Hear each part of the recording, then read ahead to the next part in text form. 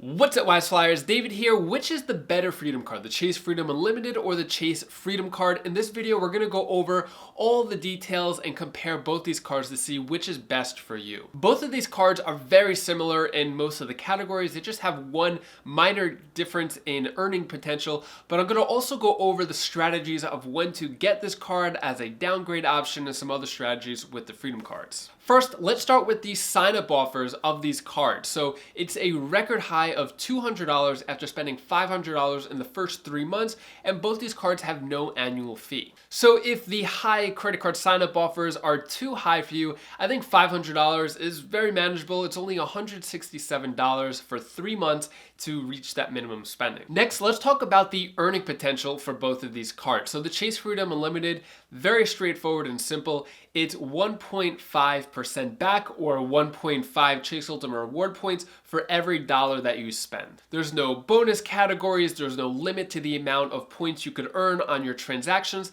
It's just 1.5% on every single transaction. The Chase Freedom is a little different, so you could earn 5% back up to $1,500 in combined spending in either one of these categories that change every quarter. And once you reach that $1,500 limit, then every purchase after that is going to be 1 point per dollar, even if it's in the same bonus category. And besides these bonus categories, every other purchase is going to be 1 point per dollar. So throughout the year, that means you're going to be spending $1,500 per quarter, which is going to come out to $6,000 per year, assuming you're able to max out each of these categories every quarter, pretty much. So that means you could earn up to $75 cash back or 7,500 Chase Ultimate Reward points per quarter, and you're gonna earn $300 cash back for the year or 30,000 Chase Ultimate Reward points for the year. So when it comes to the earning potential of both these cards, it really depends on your spending. So let's just say for the year, you were able to spend $10,000 on either one of these cards, exclusively on one of these cards. With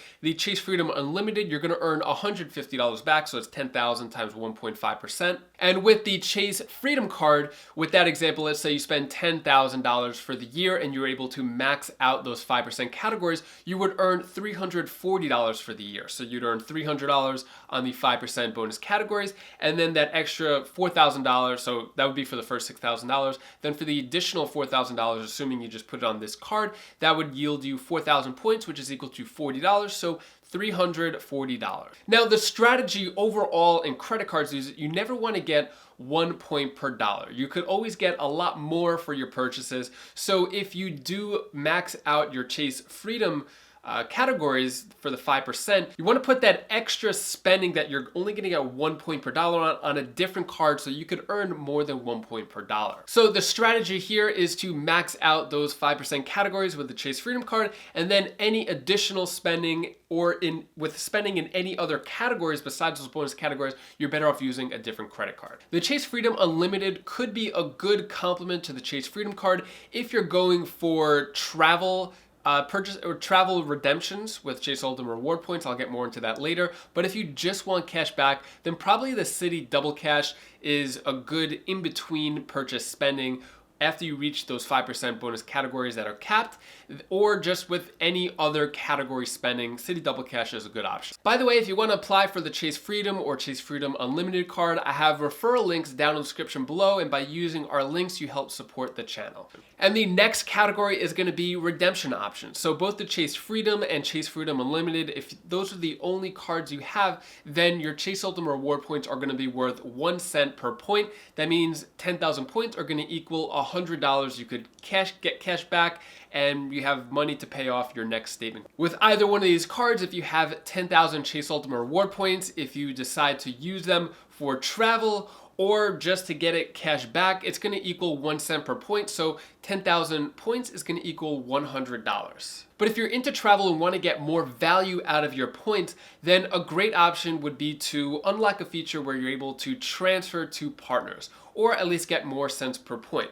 The way to do this is if you have a Chase Sapphire Preferred, Chase Sapphire Reserve, or Chase Ink Preferred, you're able to transfer these points over to one of those cards, if you have the Chase Sapphire Preferred or Chase Ink Preferred, you'll be able to get 1.25 cents per point through the travel portal. And through the travel portal, you could use this for flights or hotels, and you could actually get some really good deals. Those, especially if you're looking to go to Europe during the fall or winter, you could get some really cheap flights over to Europe that'll cost you maybe 10 to 15,000 Chase Ultimate Reward points per way through the travel portal. Another option is to use the travel points through the travel portal for boutique hotels or just smaller hotel chains in general. Through the travel portal, you could get hotel nights as cheap as 2,000 points per night. And if you have the Chase Sapphire Reserve card, then you'll get 1.5 cents per point through the travel portal. So those 10,000 Chase Ultimate Reward points, if used with the Chase Sapphire Reserve through the portal,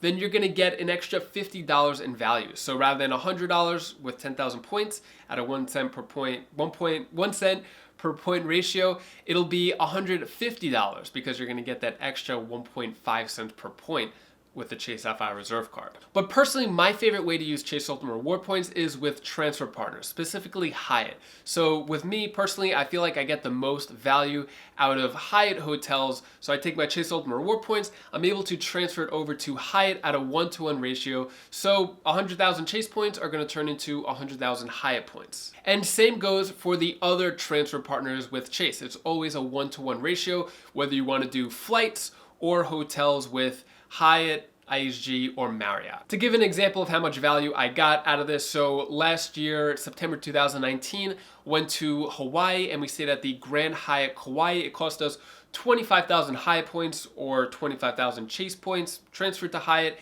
But that night would have cost over $500 per night. And because of the transfer partner and I have a Hyatt card, I didn't have to pay any resort fees. So that's an example of how to get even more than 1.5 cents per point. And I got a little over 2 cents per point with that redemption. And if you're curious how to use Chase transfer partners in general, I give an overview and the 5 best transfer partners with Chase down in the description below. Now, I just want to mention a few notes about both these Chase Freedom cards is that they have foreign transaction fees. So these are not the cards you want to use if you're going to travel abroad. Otherwise, you'll be charged a fee. And there are so many other no foreign transaction fee cards that are much more valuable to use overseas. Also, you are allowed to get both of these cards. You're allowed to have a Chase Freedom and Chase Freedom Unlimited, and you're actually allowed to have multiple Chase Freedom cards, although you can't apply for it multiple times. The way you would get multiple Freedom cards or switch between these cards is you're allowed to do what's called product changing from a Chase Freedom card to a Chase Freedom Unlimited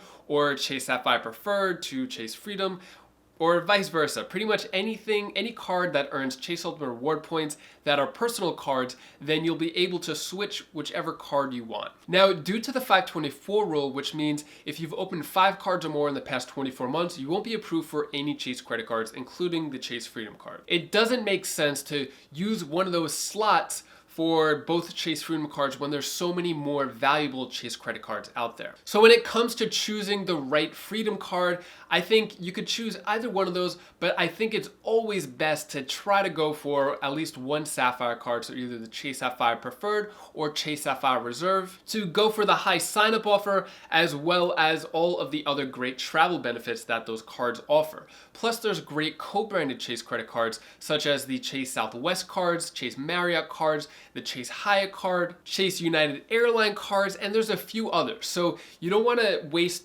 2 slots on just getting the Freedom cards. I think one of them is good just to start out, and then try to prioritize which are the best Chase credit cards to get. Because if you ever get a Chase Sapphire Preferred or Reserve in the future, they come with annual fees, and let's just say you're not going to be able to use the benefits that justifies paying the annual fee, then you could always downgrade to a Chase Freedom card which has no annual fee, and you get to keep your Chase Ultimate Reward points. Personally, I have 7 Chase credit cards, and neither one of them is a Freedom card. So I just went for the higher value credit cards, and I'm able to max out different 5% categories with my Chase Ink Cash card, which is a business card, and I have a Chase Ink Unlimited card, which is another business card, very similar to the Freedom Unlimited, earns me 1.5 points per dollar on every purchase. So depending on your spending behavior will determine whether or not it's worth going for the Chase Freedom or Chase Freedom Unlimited. If you don't want to deal with any bonus categories, no headaches,